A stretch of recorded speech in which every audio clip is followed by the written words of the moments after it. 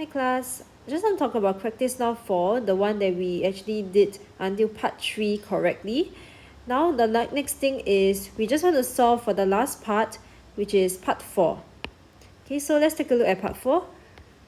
Okay, on the same diagram, draw the line representing the equation y minus 1 over x equals to x.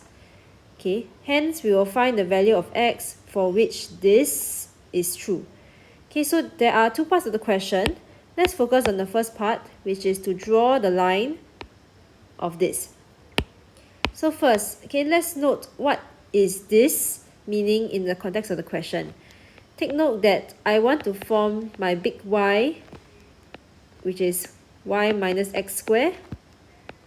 Big X is x. Okay, so how do we get from this equation to I form big Y and big X as y equals mx plus c? Okay, so from what we did in class, okay, let's multiply by x on both sides. Multiply x by one side, I'll get y minus 1 equals x squared. And let me minus x squared on both sides. And my negative 1, I shift it to the other side, becomes 1. Okay, so in this question, our context of this question is that this is my big Y. So basically, and they ask us to draw this graph, meaning I have to draw big Y equals to 1. So looking at this graph, okay, how do I draw the line? Okay, is that I'll draw big Y is always cutting at 1. So this is actually the line that I'm drawing. Okay, and you see that it cuts the original curve, the one in red. Okay, the one in red is my original curve. Okay, and it cuts at 1 point.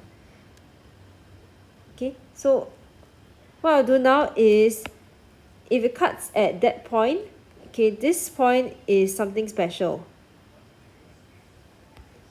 Okay, the one that is over here. Okay, this point is special. Okay, why is this point special? Okay, it's because that point is the solution to both y minus x squared equals to 1, and it's also the solution to this equation, which is my original one. Okay, so that special point is a solution to both 1 and 2. If that point is a solution to both 1 and 2, let's do simultaneous equation of 1 and 2. I will get ax minus b equals to 1. Okay, so this is actually the solution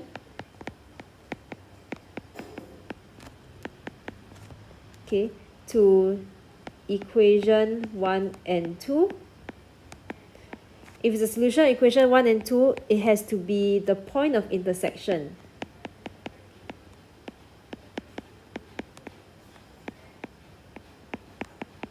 Okay, it has to be the point of intersection between these two lines. So what I have is, okay, hence find the value of x for which this. Okay, so the significance of this equation is that if I simplify this, okay, if I multiply by bx on both sides, okay, what we get is ax minus 1 equals to b, and I can rewrite it as ax minus b equals to 1. Can you see that this equation comes out again? Ax minus b equals to 1. Compare it with this, ax minus b equals to 1. Okay, so it's actually the same equation. Okay, meaning that my solution to both equation 1 and 2 is exactly what they want us to find for part 4. Okay, so I just have to find what's the value of x. Okay, so looking at this curve, my value of x is what I will do dotted line all the way down. Okay, and my value of x is this one. Okay, which is 2.6. Okay, this is actually my value of x that I want. Okay, value of x is 2.6. Okay, and we are done with this question.